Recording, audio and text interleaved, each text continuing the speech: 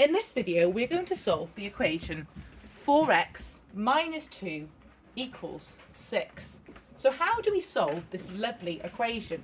Well, what we needed to do is decide the process x has been through. So we have got 4x's, we then minus 2, and this equals 6. So the first thing x went through was times 4, then minus 2. So what's the first step to do? Well, we do the opposite of minus 2, which is plus 2. So I am going to add 2 to both sides. This would be my intermediate step in my books.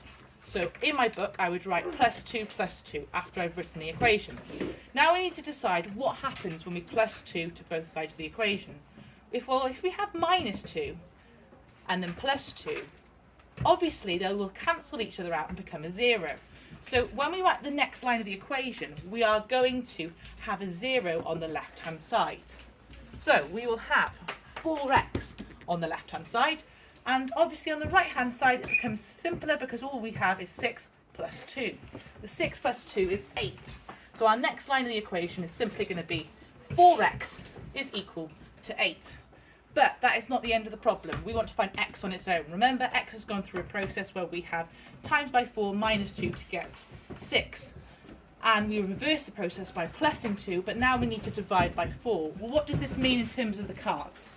Well, we need to split the x's into 4 piles, and then we need to split the answers on the left-hand side into 4 piles as well.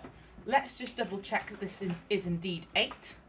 And unfortunately, we have got 10 in that pile, so that is now 8.